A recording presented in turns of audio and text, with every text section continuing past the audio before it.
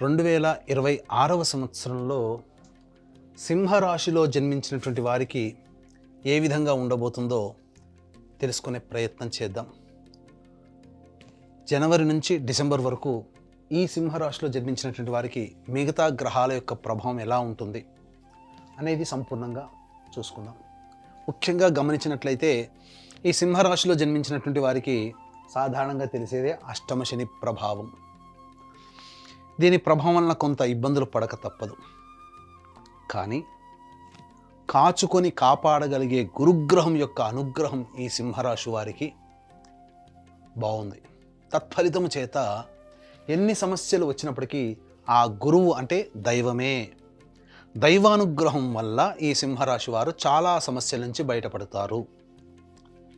మరి విద్యార్థులకు ఎలా ఉంటుందండి? ఉద్యోగం ఎలా ఉంటుంది?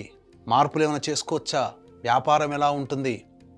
దాంపత్యం, వివాహం, ఇలా అన్ని రకాలుగా ఎలా ఉండబోతుందనే విషయాన్ని ఒక్కొక్కటిగా మనం తెలుసుకునే ప్రయత్నం చేద్దాం. ముఖ్యంగా ఈ యొక్క సింహరాశిలో ప్రధానంగా జన్మించినటువంటి వారికి గురువు లాభస్థాన స్థితి ఉండడం, ఇది చాలా యోగదాయకంగా చెప్పవచ్చు. ఎందుకనంటే మార్చి 14వ తారీఖు వరకు ఈ గురువు వక్రీకరించి ఉండడం, దశమ ప్రభావం ఉండడం, ఈ కారణం చేత సంఘంలో పేరు ప్రతిష్టలు పెరుగుతాయి. మీ మాటకి విలువ పెరుగుతుంది.